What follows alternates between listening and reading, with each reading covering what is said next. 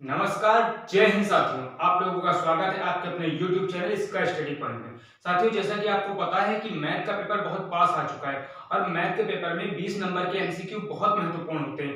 हम आज वही एमसीक्यू के जो है कुछ क्वेश्चन लेकर के आए। इन क्वेश्चनों को पढ़ने के बाद मैं ये गारंटी देता हूँ आपका एक भी क्वेश्चन नहीं छूटेगा। चलिए बिना देर करते हुए शुरू करते हैं। देखिए पहला क्वेश्चन क्या है, किन्हीं दो धन पूर्णांकों को ए और बी के लिए कौन सा कथन सही है। तो देखिए ध्यान दीजिएगा, इसमें दिया है ए गुणे बी बराबर लासा ए कॉमा बी गुणे मासा ए कॉमा बी।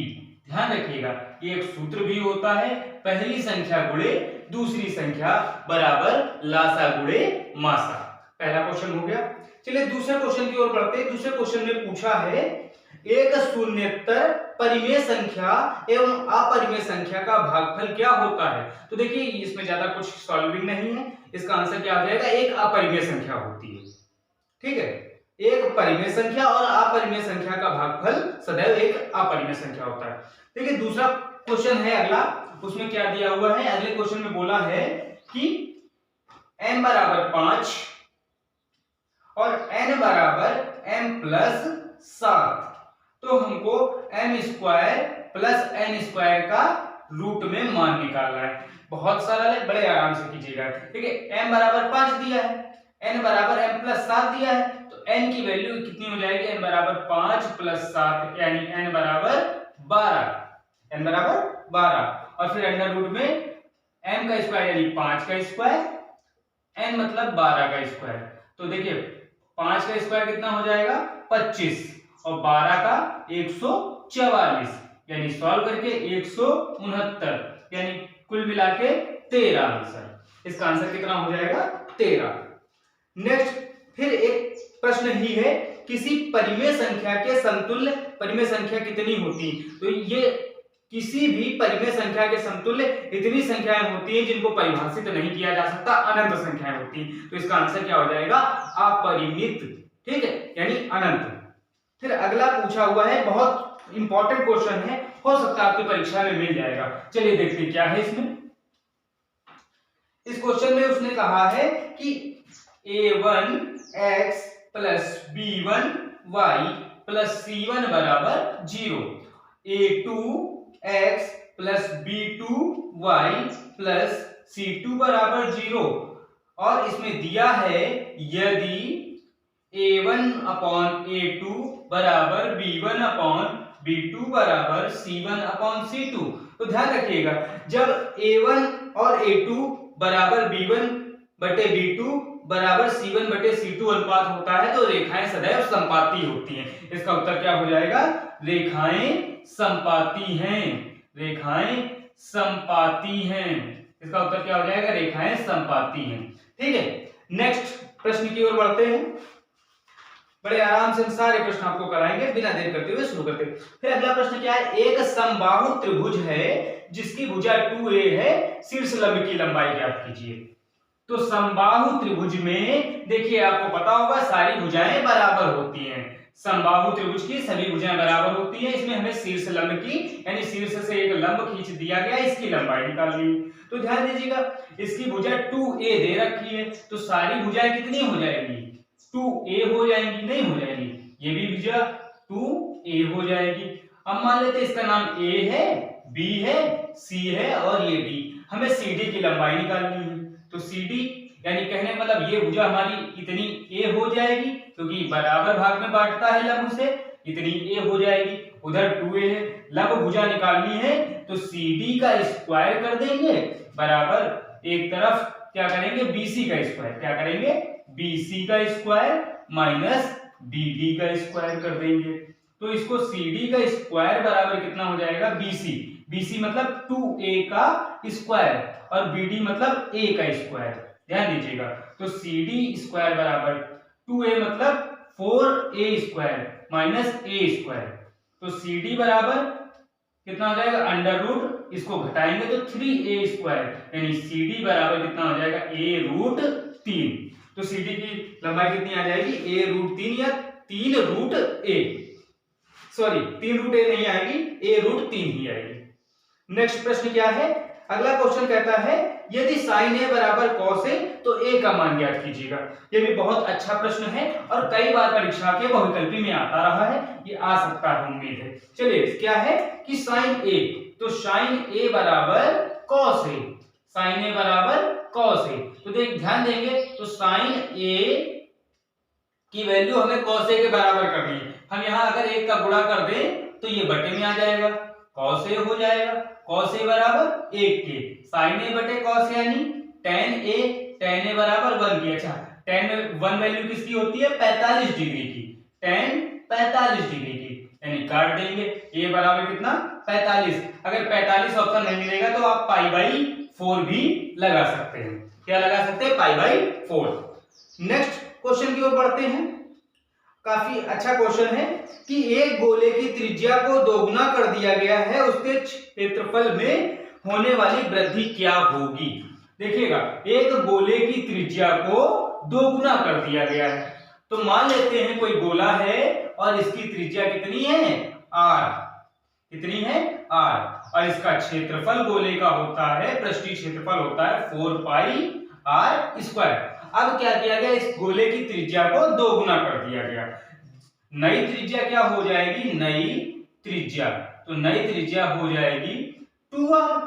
इस हिसाब से इसका नया क्षेत्रफल क्या हो जाएगा, नया क्षेत्रफल बराबर 4 पाई 2r का स्क्वायर, यानी 2r का मतलब 4r स्क्वायर, 4 4 16 पाई r स्क्वायर। ये बात समझ में आ गई। अब उसने बोला है कि पृष्ठीय क्षेत्रफल में कितनी वृद्धि हो जाएगी ये ज्ञात करना है, तो ध्यान दीजिएगा पृष्ठीय क्षेत्रफल में वृद्धि, तो यहाँ 12 देखिए 16 है टोटल, 16 में से 4 घटा देंगे तो यानी वृद्धि नए क्षेत्रफल में वृद्धि कितनी हुई, वृद्धि बराबर तो कितनी हो गई 16 पाई r स्क्वायर माइनस 4 पाई r स्क्वायर, तो यानी 12 पाई r स्क्वायर की वृद्धि हुई। और पूछा कितने प्रतिशत वृद्धि हो गई, तो क्या करते हैं प्रतिशत वृद्धि निकालने का फॉर्मूला होता है 4 पाई r स्क्वायर बटे वास्तविक क्षेत्रफल कितना था 4 पाई r स्क्वायर इंटू 100।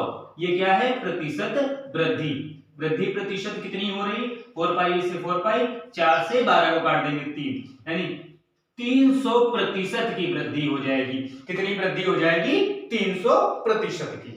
अगला क्वेश्चन देखिए, समय नहीं बर्बाद करेंगे, समय बहुत कम है और हम जल्दी से जल्दी आपको ज्यादा से ज्यादा बताने का प्रयास करेंगे और इनसे शायद एक भी क्वेश्चन अलग नहीं मिलेगा, आप इतने ही क्वेश्चन पढ़ लीजिएगा पर्याप्त है। अगला प्रश्न क्या है, दो व्यासों का अनुपात 4:9 है, दो व्यास हैं वृत्त के, इनका अनुपात 4:9 है, इनकी परिधियों का अनुपात ज्ञात कीजिएगा। तो देखिए व्यास दे रखे हैं, यानी व्यास d1 बराबर मान लिया 4x और d2 बराबर मान लिया 9x, व्यास डायमीटर होता है और परिधि पूछ रहा है, तो परिधि पहली हो गई 2 पाई r1 और दूसरी परिधि हो गई परिधि 1 हो गई परिधि 2, यानी 2 पाई r2। अब पूछ रहा है इनका अनुपात ज्ञात कीजिए, तो ध्यान दीजिएगा कि अगर हम त्रिज्या का दोगुना करें तो क्या होता है 2r होता है, यानी दोगुणे त्रिज्या और 2r2। अच्छा इन दोनों की वैल्यू कितनी है 4x नहीं दे रखी है और पाई अगर लगाएंगे तो कोई फर्क नहीं पड़ेगा, पाई लगाएंगे तो कोई फर्क नहीं पड़ेगा, यानी कहने का मीन्स हो गया कि 4x पाई और इसका अनुपात 9x पाई, पाई से पाई कैंसिल, x से x कैंसिल, इसका भी अनुपात कितना हो जाएगा 4:9। इसमें भी कोई कंफ्यूजन नहीं है, बड़े आराम से आप इस प्रश्न को कर सकते हैं। चलिए नेक्स्ट प्रश्न की ओर बढ़ते हैं।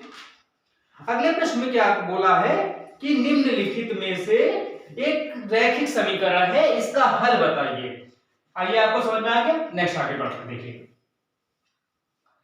इसमें क्या है रैखिक युग्म, यानी x प्लस वाई बराबर आपको 10 दे रखा है और x माइनस वाई बराबर 4 दे रखा है। कह रहा x और y के मान क्या होंगे, तो बिल्कुल सिंपल सा समीकरण है, इन दोनों को एक बार जोड़ दीजिए या घटा दीजिए। तो हम ऐसा करते हैं जोड़ देते हैं, तो ये 2x हो जाएगा, ये दोनों कट जाएंगे, 10 4 14 के, x बराबर 14/2, यानी x की वैल्यू कितनी आ गई 7। अच्छा x बराबर 7 रखेंगे तो 7 में कितना घटाएंगे 4 आएगा 3, तो y बराबर कितना आ जाएगा 3 और सात में 3 जोड़ेंगे तो 10, यानी हमारी दोनों वैल्यू आ गई, ये x बराबर 7 और y बराबर 2।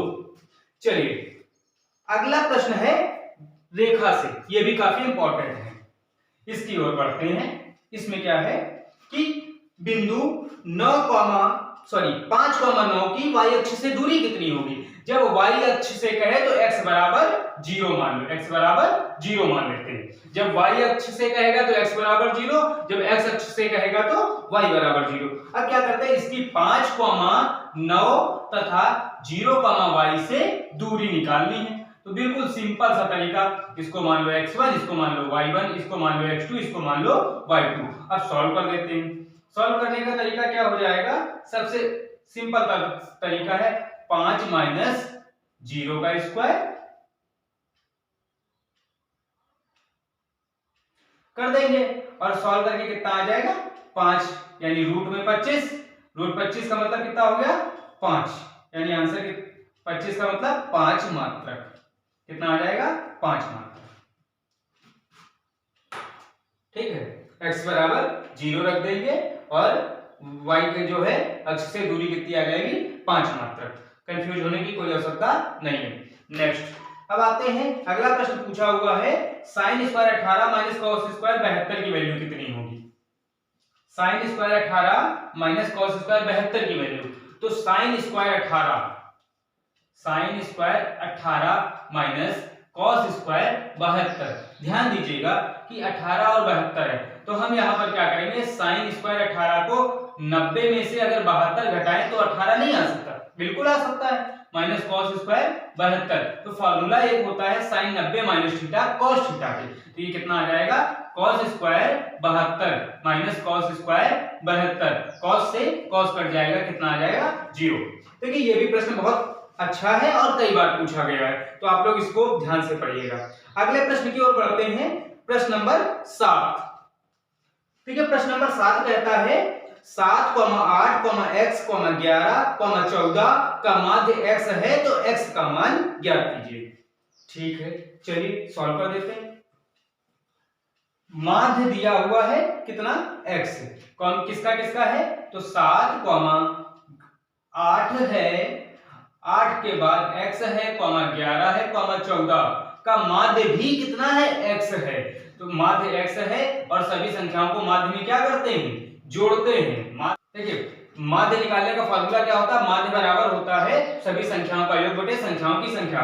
x बराबर हो जाएगा 7 plus 8 plus x plus 11 plus 14 बटे 1 2 3 4 5, तो इसका गुणा हो जाएगा तो 5x हो जाएगा और इनको सबको जोड़ेंगे तो 8 7 15, 15 और 11 14 29, 29 और 1 30, 30 10 40, 40 हो गया, प्लस x हो गया। x को उठा करके इधर ले आएंगे तो 5x माइनस x बराबर 40 के, तो 4x बराबर 40 के, x बराबर 40 बटे 4 के, तो x बराबर कितना आ गया 10 के। तो ये आपको बिल्कुल क्लियर हो गया होगा कि इसका माध्य कितना आ जाएगा 10। चलिए बढ़ते हैं नेक्स्ट प्रश्न की ओर। अगला प्रश्न है कि द्विघात समीकरण x square minus 3x minus 10 बराबर 0 के मूल हैं। काहे के मूल पूछे हैं कि x square minus 3x minus 10 बराबर 0 के मूल क्या होंगे। देखिए मूल क्या होते हैं, इनका फैक्टराइजेशन कर लीजिए। x स्क्वायर माइनस ऐसी संख्या यानी 5 दूनी 10, 5x प्लस 2x माइनस 10 बराबर 0 के। x कॉमन ले लेते हैं, x 5 प्लस 2 कॉमन ले लेते हैं तो x 5, तो x 5 और x प्लस 2 बराबर 0 के, x बराबर 5 के और x बराबर माइनस 2 के, यानी मूल क्या हो जाएंगे 5 माइनस 2। इसका ऑप्शन जो है इसमें वैसे भी सही हो जाएगा। ऑप्शन मैं अभी तक बता ही नहीं रहा हूं क्योंकि ऑप्शन बोल करके समय बर्बाद करना मेरा कोई कार्य नहीं है, मैं सीधे प्रश्न पे आता हूं और पूरा सही कराता हूं। ठीक है, चलिए अगले प्रश्न की ओर बढ़ते हैं। अगला प्रश्न क्या है, अगला प्रश्न दे रखा हुआ है कि किसी समतल मैदान की छाया की लंबाई उसकी ऊंचाई की √3 गुनी है। चलिए मान लिया कोई मैदान है, वहां पर मीनार है, मीनार की जो लंबाई है यानी छाया की लंबाई उसकी ऊंचाई की 3 गुनी, तो ऊंचाई मान लेते हैं x है और छाया हो गई √3 गुनी हो गई, √3 गुनी h कर दी, पूछ रहा कोण कितना होगा, तो हमने पढ़ा है कि tan थीटा बराबर लंब बटे आधार यानी h बटे h रूट 3, h से h कैंसिल हो जाएगा, tan थीटा बराबर कितने के हो जाएगा 1 बटे रूट 3 के। तो tan थीटा बराबर कितने के हो जाएगा tan 60 डिग्री के, सॉरी 30 डिग्री का मान होता है, कितने का होता है 30 का, तो थीटा बराबर कितना आ जाएगा 30 डिग्री, इसका आंसर 30 डिग्री सही हो जाएगा। चलिए हम लोग अगले प्रश्न की ओर बढ़ते हैं। देखिए होता क्या है कि हमारे पास एक ही कार्य, मैं आपको ज्यादा से ज्यादा कंटेंट देने की कोशिश करता हूं, समय बर्बाद करने का कोई मेरा अभिप्राय नहीं, इसलिए मैं क्वेश्चन थोड़ा जल्दी लेकर के चलता हूं, ऑप्शन पे बात नहीं करता हूं, ठीक है। अगर कोई समस्या है आप हमें कमेंट करके बेझिझक बता सकते हैं कि इस चीज को आप थोड़ा धीमे पढ़ाएं या तेज पढ़ाएं या मुझे नहीं समझ में आया दोबारा पढ़ाएं, और मेरे पढ़ाए हुए टॉपिक परीक्षा में मिलते हैं और इसमें कोई दो राय नहीं है, तो इसलिए हम सिर्फ पढ़ाई पे ध्यान देते हैं, फालतू बकवास नहीं करते। चलिए शुरू करते हैं। नेक्स्ट देखिए, अगर आप चैनल पर नए हैं तो इसको लाइक शेयर सब्सक्राइब जरूर कीजिएगा, ताकि आपके जो विद्यार्थी सहपाठी या साथी उनका भी फायदा हो सके। अगला प्रश्न है संख्या 144 के अभाज्य गुणनखंड में अभाज्य गुणनखंड के घातों का योगफल कितना होगा। तो देखिए 144 के हम पहले गुणनखंड करेंगे, क्या है इसके गुणनखंड हो जाएंगे, 2 से करेंगे तो 72, 2 से करेंगे तो 36, 2 से करेंगे तो 18, 2 से करेंगे तो 9, 3 से करेंगे तो 3 और 3 से करेंगे 1। उसने पूछा है यहाँ पर घातों का योग कितना होगा अभाज्य गुणन। तो ये 2 एक अभाज्य संख्या है, 3 भी एक अभाज्य संख्या है, 1 2 3 4, 2 की पावर 4 और 3 की पावर 2, यानी इन दोनों का योग पूछ रहा घातों का, तो कितना हो जाएगा 4 + 2 बराबर कितने के 6, इसका आंसर कितना हो जाएगा 6। अगले क्वेश्चन पे आते हैं, पूछा है मूलों का योग क्या होगा। एक समीकरण दे रखा है और उसमें मूलों का योग पूछा हुआ है, ध्यान दीजिएगा। अच्छा तो समीकरण दिया हुआ है 5x² - 3x + 2 बराबर 0 के, तो मूलों का योग मान लेते हैं, योग क्या होता है -b/a, क्या होता है -b/a, यानी -b की वैल्यू -3 हो गई और a की वैल्यू 5 हो गई, यानी योग कितना आ जाएगा 3/5 की, 3/5 की।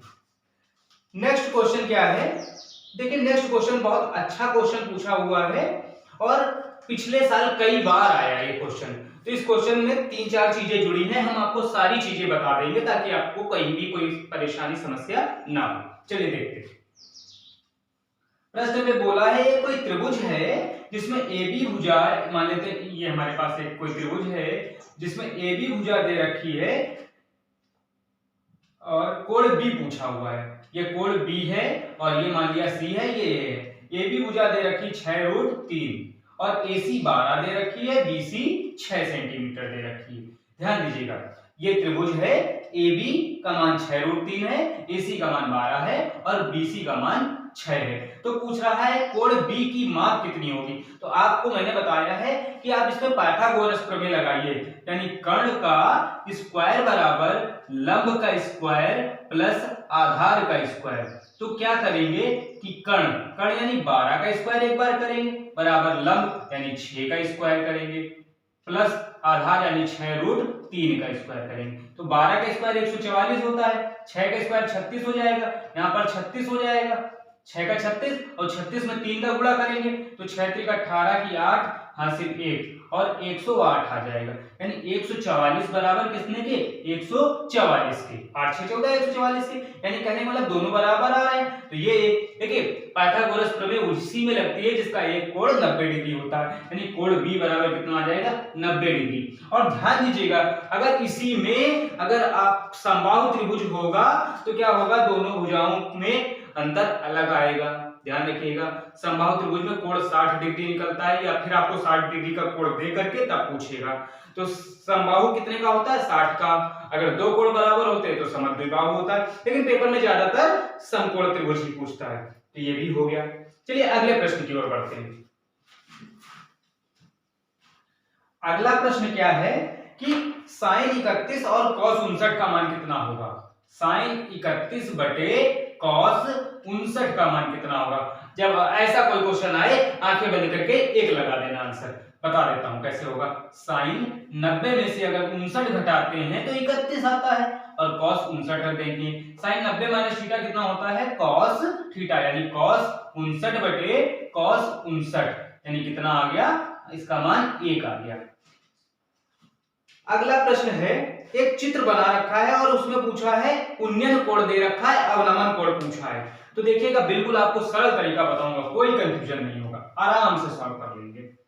इसमें है एक हमारे पास कोण बना हुआ है कुछ इस प्रकार से और दूसरा कोण कुछ इस प्रकार से बना हुआ है। तो यहाँ पर ये 45 डिग्री बना रहा है और यहाँ पर बना रहा है 60 डिग्री। तो ध्यान रखिए पूछा है यहाँ पर अवनमन कोण कितने होंगे। जब कभी ऐसा कोई कंफ्यूजन हो आप ऐसे ऐसे करके एक लाइन ड्रा कर लीजिएगा दोनों को मिलाती हुई। तो देखिए जब ये जेड बनने लगे, ये देखिए जेड बन रहा है, ये कितना हो जाएगा 45, और यहाँ पे देखिए ये जेड बन रहा है तो ये भी कितना हो जाएगा, यहाँ पर ऐसे यहाँ पे जाएंगे तो इसका कितना कोण आ जाएगा, देखिए 60 यहाँ बन रहा था तो यहाँ भी कितना हो जाएगा 60। यानी जब कभी भी जेड बनेगा तो इसका आंसर कितना हो जाएगा, ये 60। ये देखिए ऐसे 60 बन रहा है तो ये और ये कोण बराबर, यानी 45,60 इसका आंसर हो जाएगा। अगर 40 42 जो भी दिया है वही आपको, जो अवनमन में होगा वही उन्नयन में होगा, जो उन्नयन में होगा वही अवनमन में होगा, कोई कंफ्यूजन की जरूरत नहीं है। नेक्स्ट पढ़ते हैं अगले क्वेश्चन की ओर। अगला क्वेश्चन पूछा है कि एक पासे को उछालने पर अभाज्य संख्या की आने की प्रायिकता। तो देखिए एक पासा उछालते हैं तो 6 परिणाम आते हैं, या तो 1 आएगा, या तो 2 आएगा, या तो 3 आएगा, या तो 4 आएगा, या तो 5 आएगा, या तो 6। बोले अभाज्य संख्या कौन सी होगी। देखिए 2 अभाज्य संख्या है, 3 है और 5 है, तो इसकी प्रायिकता यानी कुल परिणाम 6। तो अभाज्य संख्या की प्रायिकता 3/6 यानी कितनी हो गई, 1/2। ये भी बहुत अच्छा क्वेश्चन आ सकता था। अगला प्रश्न है, यदि समीकरण 2x² + ax + 6 का एक मूल 2 है तो a का मान क्या होगा। देखिए समीकरण क्या दे रखा है, 2x² + ax + 6 = 0 का एक मूल 2 है तो a का मान क्या होगा। तो हम x बराबर यहाँ पर 2 रख देंगे, x बराबर 2 रखेंगे तो 2 का स्क्वायर प्लस a गुणे 2 + 6 = 0 के। 2 का स्क्वायर 4, 4 दूनी 8 प्लस 2a + 6 = 0 के। 8 6 14 बराबर -2a के। a बराबर कितना हो गया 14/2 यानी a बराबर -7। a का मान कितना आ जाएगा -7। अगला क्वेश्चन क्या है कि दो संख्याओं का योगफल 8 है और अंतर 2 है तो संख्याएं क्या होंगी। देखिए दो संख्याएं हैं जिनका योगफल 8 है, तो मान लिया x और y का योगफल कितना है 8 है और x - y का जो अंतर है वो है 2। तो संख्या पूछ रहा है तो क्या करते हैं, इनको समीकरण हल कर दीजिए, जोड़ देते हैं। 2x बराबर 10 के, x बराबर 10/2 के, x बराबर कितना आ गया 5। अच्छा 5 में कितना जोड़ेंगे तो 8 हो जाएगा 3, तो y बराबर कितना क्या आ गया 3 के, और 5 में कितना 3 घटाएंगे तो 2 आ जाएगा, यानी हमारे दोनों मान सही। आप मान रख करके भी निकाल सकते हैं। बहुविकल्पी है, ज्यादा समय नहीं बर्बाद करना है लेकिन आपको सटीक करना है, इसलिए बहुविकल्पी का हल लेकर के आया हूँ। और ये वीडियो देखने के बाद मुझे नहीं लगता कि आपको दूसरा कहीं अन्य कुछ पढ़ने की जरूरत। एक बार ना समझ में आए दोबारा देखिएगा और पूरा वॉच कीजिएगा और अच्छे से देखिएगा। अगला है कि समीकरण 4x² - 12x + 9 = 0 के मूल कैसे होंगे। अच्छा मूल की जो प्रकृति पूछेगा तो d का मान निकालेंगे, d बराबर b² - 4ac लगा देंगे। तो b का मान कितना है -12 का स्क्वायर -4 गुणे 9 गुणे 4, ठीक है यहां से कर दिया। उसके बाद 12 का स्क्वायर 144 माइनस 9 चौको 36, 36 चौको 144, यानी ये दोनों कट गया, यानी d का मान कितना आया 0। जब d का मान 0 आता है तो मूल वास्तविक और बराबर होते हैं। कैसे होते हैं, वास्तविक होते हैं और बराबर होते हैं एवं बराबर होते, ध्यान रखिएगा।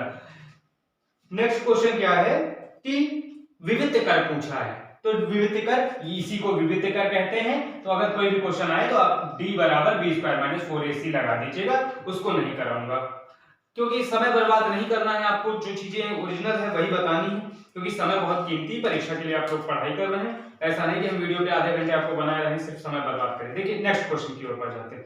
फिर विविध कर से क्वेश्चन है, इसको नहीं कराऊंगा, यही आपको लगाना है। नहीं मैं करा देता हूं, शायद ये क्वेश्चन आपके पेपर में आ जाएगा, देख लीजिए अच्छे इसको। दूसरा क्वेश्चन कितना दिया है 3x² - 6x + 4 = 0 के। इसकी तुलना ax² + bx + c से कराएंगे 0 के। ए बराबर 3 मिल जाएगा, बी बराबर माइनस का 6 मिल जाएगा, सी बराबर 4 मिल जाएगा। विविध कर डी बराबर क्या होता है, बी स्क्वायर माइनस 4ac लगा देंगे। बी का मान यानी माइनस 6 का स्क्वायर माइनस 4 गुणे 3 गुणे ए का मान 3 और फिर 4 4ac, तो 6 का 36 माइनस 4 चौको 16 3 48, 16 में 48 गए माइनस का 12, तो इसका आंसर कितना हो जाएगा माइनस का 12। अगला क्वेश्चन है, ये मैं करा चुका हूं इसलिए नहीं कराऊंगा, अभी थोड़ी देर पहले 90 डिग्री फोल्ड करा था। फिर अगला काफी अच्छा और इंपॉर्टेंट क्वेश्चन है, पूछा है वह बड़ी से बड़ी संख्या ज्ञात कीजिए जिसे 125 और 70 से विभाजित करने पर शेषफल 8 और 5 प्राप्त होगा। बड़ी से बड़ी संख्या बोली है और जिसको जो है विभाजित करने पर 125 और जो है 70 को विभाजित करेंगे तो 8 और 5 प्राप्त होता है। तो 125 में से 8 घटा दीजिए, 125 में 8 घटाएंगे 117 आ जाएगा। उसके बाद पूछा है 70 में से जो है 5 घटा दीजिए, 70 में से 5 घटा देंगे तो कितना आ जाएगा 65 आ जाएगा। कितना आ जाएगा 65। अब 65 से 117 को मासा निकाल दीजिए, डिवाइड कर दीजिए। 65 65 65 में 130 ज्यादा हो जाता, तो 65 कम 65 कितना बचा 2 और 52, 52 से 65 को डिवाइड किया तो 52 कम 52 बचा कितना 3 1 13, 13 से 52 को डिवाइड किया 13 चौके 52, यानी वो बड़ी संख्या कौन सी हो गई 52, बड़ी सॉरी 13 कौन सी हो गई 13, यानी इसका मासा 13 आ गया। इस 13 से डिवाइड करोगे 125 को तो 13 9 117 8 बच जाएगा, 13 5 65 यानी 5 बच जाएगा। बिल्कुल सही क्वेश्चन। अगर छोटी से छोटी संख्या पूछता तो लासा निकालते, बड़ी से बड़ी संख्या पूछा है तो मासा निकाला है। ध्यान रखिएगा, छोटी से छोटी संख्या कहेगा तो लासा, बड़ी से बड़ी संख्या कहा है तो मासा, क्योंकि महत्तम समावर्तक मतलब मासा निकालते हैं और लघुत्तम मतलब छोटा होता है यानी लासा निकालते हैं। ध्यान रखिएगा। अगला क्वेश्चन है कि एक समचतुर्भुज के विकर्णों की लंबाई 12 सेंटीमीटर और 16 सेंटीमीटर है, तो इस समचतुर्भुज की भुजाएं की लंबाई क्या होगी। तो देखिए कोई समचतुर्भुज है, मान लेते हैं हमारे पास ऐसा है, ये एक समचतुर्भुज है। समचतुर्भुज में आमने सामने की भुजाएं समांतर और बराबर होती है, ध्यान रखिएगा।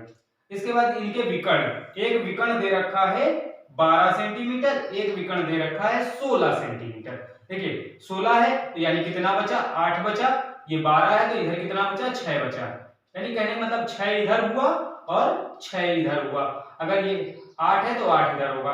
कोई भी एक हम ले लेते हैं त्रिभुज ए बी सी, दो भुजाएं आपको पता है, तीसरी निकाल ली, तो क्या करते हैं ए बी का स्क्वायर बराबर 6 का स्क्वायर प्लस 8 का स्क्वायर, तो ए बी बराबर कितना हो जाएगा अंडर रूट 6 का 36 8 का 64, जोड़ के ए बी का मान कितना आ जाएगा 100, यानी ए बी का मान कितना हो गया रूट से बाहर 10 सेंटीमीटर। इसका बहुत सिंपल तरीके से आंसर आ गया। चलिए नेक्स्ट क्वेश्चन पे आते हैं। इसमें क्या बोला है, किन्हीं दो गोलों का जो आयतन का अनुपात कितना है 27 और 64 है, इनका पृष्ठीय क्षेत्रफल का अनुपात क्या होगा। देखिए अब कोई दो गोले हैं जिनके आयतनों का अनुपात कितना है 27 और 64, तो मान लीजिए एक गोला ये है और दूसरा गोला ये है, इसकी त्रिज्या r1 मान ली, इसकी त्रिज्या r2 मान ली, ठीक। अब बोला इसका आयतनों का अनुपात, यानी इसको आयतन v1 मान लिया, इसका आयतन v2 मान लिया, v1 बटे v2 बराबर इन्होंने दे रखा है 27 बटे 64, यही तो दिया हुआ है। अच्छा v1 का फार्मूला क्या होता है, गोले का आयतन 4 क्या होता है 4 बटे 3 पाई r1 का क्यूब, ऐसे v2 बराबर 4 बटे 3 पाई r2 का क्यूब। अच्छा v1 अपॉन v2 कर देंगे तो बराबर कितना 4/3 पाई r1 का क्यूब पाई r2 का क्यूब पाई r2 का क्यूब। अच्छा 27 बटे 64 कर दिया बराबर, ये कट जाएंगे सब r1 बटे r2 का होल क्यूब, क्यूब से सॉल्व करेंगे क्यूब रूट आ जाएगा 27/64 बराबर r1 अपॉन r2 के, ध्यान रखिएगा, यानी 3/4 बराबर r1 बटे r2 के। अब पूछा क्या है, तो उनके पृष्ठीय क्षेत्रफलों का अनुपात कितना होगा।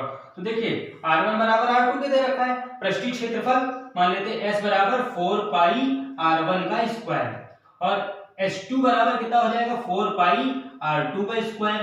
अच्छा इनका अनुपात पूछा s1 बटे s2 बराबर कितना हो जाएगा 4 पाई r1 बटे 4 पाई R2 का स्क्वायर स्क्वायर लगा दिया, 4 पाई से 4 पाई कैंसिल, S1 बटे S2 बराबर कितने के हो जाएगा, यानी R1 बटे R2 का होल स्क्वायर। अच्छा R1 R2 की वैल्यू 3 बटे 4 है, 3 बटे 4 का स्क्वायर कर देंगे तो 3 त्रिका 9 बटे 16, यानी इसका अनुपात कितना आ जाएगा 9 अनुपात 16। काफी इंपॉर्टेंट क्वेश्चन है, कंफ्यूजन नहीं, यहीं से आंसर नहीं निकला, पूरा सॉल्व करना पड़ा। पहले हमने आयतन से भुजा निकाली और भुजा को सॉल्व करके उसका जो है अनुपात निकाल दिया। चलिए नेक्स्ट क्वेश्चन की ओर बढ़ते हैं। काफी इंपॉर्टेंट क्वेश्चन है कि 7, 13, 20, 17 और 3x का समांतर माध्य 18 है, तो x का मान क्या होगा। चलिए देखते हैं।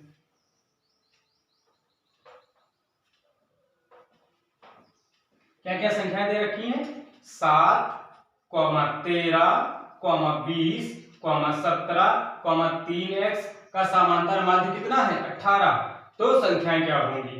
तो इनका देखिए 18 बराबर किसके, 7 + 13 + 20 + 17 + 3x बटे कितने के, जोड़ दीजिए 1 2 3 4 5, 1 2 3 4 5 बटे 5 के। 18 बराबर कितना, 13 7 20, 20 20 40, 40 और 10 50, 7 57, 57 + 3x बराबर 5, 18 बटे 5 के, एक लिया ऐसे मल्टीप्लाई 18 5 90, 90 बराबर 57 + 3x के। 57 घटाएंगे 90 में तो कितना बचेगा 0, यानी 10 में से 3, 10 में से 7 गया तो 3 और 8 में से 5 गया तो 3, 3 बराबर 33, 3x के, 3 एकम 3 से 11, x बराबर कितना आ जाएगा 11 के। इसका उत्तर कितना हो जाएगा 11। नेक्स्ट प्रश्न क्या है कि एक समीकरण दिया है, इसका हल बताइए। चलिए इसका हल निकाल लेते हैं। इस समीकरण का हल क्या हो जाएगा, 3 बटे x माइनस 2x बराबर 2 बटे x। क्या करते हैं, यहां पर बटे 1 करेंगे, एलसीएम लेने के लिए x रखेंगे तो 3 माइनस कितना आ जाएगा 2x स्क्वायर बराबर 2 बटे x के।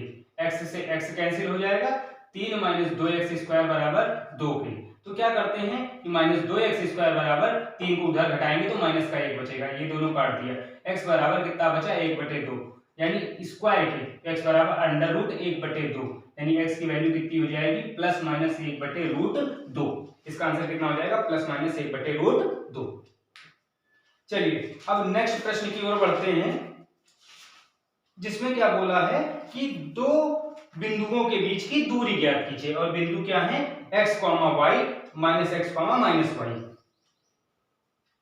ध्यान दीजिएगा, तो x, y और दूसरा है माइनस x, माइनस y के बीच की दूरी। तो दूरी का फॉर्मूला d बराबर क्या होता है under root x1 minus x2 का whole square plus y1 minus y2 का होल स्क्वायर। सॉल्व करेंगे तो x माइनस माइनस प्लस का x का whole square plus y minus minus plus का y का whole square under root 2x का whole square plus 2y का whole square under root 4x square plus 4y square, यानी 4 का 2 बाहर आ गया, under root x square plus y square. इनके बीच की दूरी कितनी हो जाएगी x स्क्वायर और y स्क्वायर।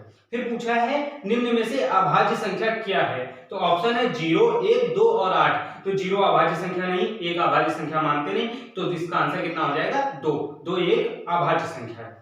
अगला क्वेश्चन है sin a प्लस b बराबर रूट 3 बटे 2 और cos a माइनस b बराबर रूट 3 बटे 2, तो a और b के मान क्या होंगे। अगला क्वेश्चन है sin a plus b, sin a plus b की वैल्यू रूट 3/2। ध्यान रखिएगा साइन में रूट 3a/2 वैल्यू होती है sin 60 की, तो sin 60 के कर दिया, a प्लस b की वैल्यू कितनी हो गई 60 के। फिर बोला है cos a माइनस b की वैल्यू रूट 3/2, यानी cos a माइनस b की वैल्यू भी कितनी है 3/2। तो क्या करते हैं cos a माइनस b, और इसमें cos 30 की वैल्यू होती है रूट 3/2, यानी a माइनस b की वैल्यू कितनी आ गई 30 डिग्री। समीकरण ये 1 था, समीकरण ये 2 हो गया। इन दोनों को सॉल्व कर लेते, a प्लस b बराबर 60 के और a माइनस b बराबर 30 के। दोनों को सॉल्व करेंगे 2a बराबर 45 के, तो a बराबर 45 बटे 2, यानी a का मान 45 बटे 2 आ गया और b का मान जो है फिर से हम निकाल लेंगे, नेक्स्ट आ जाएगा जो भी आ जाएगा वैल्यू। सॉरी ध्यान दीजिएगा, ये 90 आएगा। कितना आएगा? 90। 90 का आधा करेंगे तो a का मान 45 आ जाएगा और b का मान कितना आ जाएगा? 15 डिग्री आ जाएगा। b का मान 15 डिग्री, a का मान 45 डिग्री, b का मान 15 डिग्री।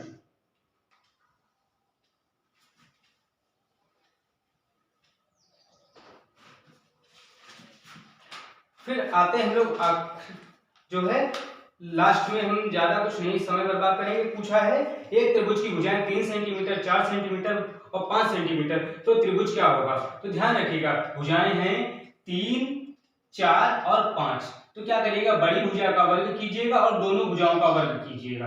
अगर दोनों बराबर आता है तो 25 और 4 का 16 प्लस 9 यानी 25 बराबर 25 के। दोनों भुजाएं बराबर आती हैं तो क्या होगा? समकोण त्रिभुज। अभी थोड़ी देर पहले इस सवाल को मैंने पढ़ाया था, हो गया, ज्यादा कुछ नहीं इसमें। नेक्स्ट क्या है कि 2 cos 3 थीटा बराबर 1 के, तो थीटा का मान कितना होगा? 2 cos 3 थीटा बराबर 1 के, तो cos 3 थीटा बराबर 1/2 के। अच्छा, cos 3 थीटा बराबर, cos में 1/2 वैल्यू किसकी होती है? cos में 1/2 वैल्यू किसकी होती है? तो cos 60 की होती है, 60 डिग्री की। काट दिया। थीटा बराबर 60/3 यानी थीटा बराबर 20 डिग्री के। इसका उत्तर कितना हो जाएगा? 20 डिग्री।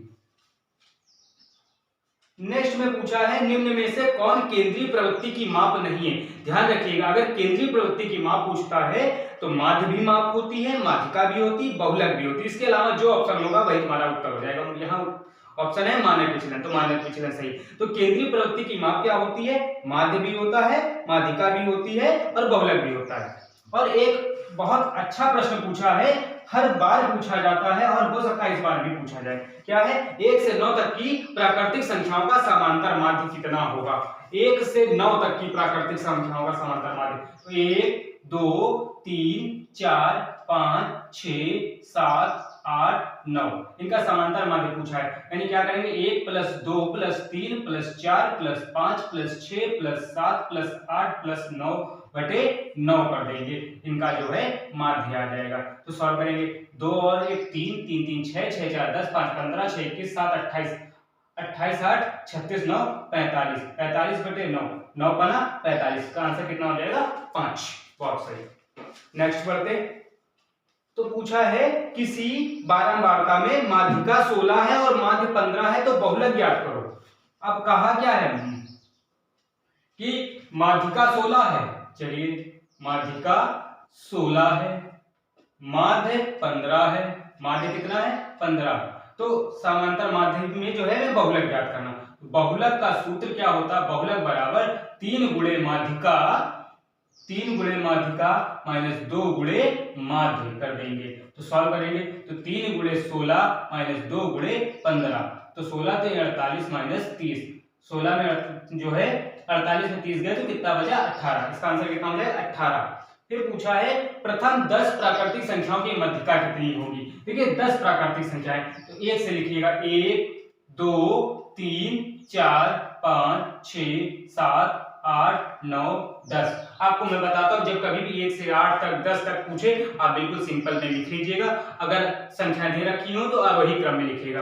और फिर क्या करिएगा, अगर दोनों तरफ से आरोही क्रम करने के बाद गिनिएगा, 1 2 3 4 5 6 7 8 9 10, तो बीचों बीच की संख्या ये दोनों हो गई। अगर एक बचती, 4 इधर 4 उधर, बीच में एक बच रही है तो वही माध्यिका हो जाती। लेकिन अगर 2 बच रही तो इन दोनों को जोड़ करके क्या करिएगा, 2 से भाग दे दीजिए, आंसर आ जाएगा। 5 और 6 11, 11/2 यानी कितना आया? 5.5। इसका उत्तर कितना हो जाएगा? 5.5। तो साथियों, मैंने लगभग अनसॉल्व्ड अग्रवाल देखिएगा 2023 से संबंधित जितने भी इंपॉर्टेंट प्रश्न थे वो मैंने करा दिए। आपके बोर्ड में इन्हीं प्रश्नों के मिलने की उम्मीद है। अगर आपने मेरा मैथ का पहला वीडियो 1 घंटा 17 मिनट का नहीं देखा है तो उसको जाकर के देखिए, उसमें आपको बहुत अच्छी चीजें मिलने वाली हैं और आपका पेपर बहुत बढ़िया होगा। इन 2 वीडियो को देखने के बाद मुझे नहीं लगता कि शायद आपको कुछ अन्य पढ़ने की जरूरत है। तो अगर आप हमारे चैनल पर नए हैं तो इसको सब्सक्राइब कीजिए, अगर सब्सक्राइब किया है तो लाइक और शेयर कीजिए। धन्यवाद।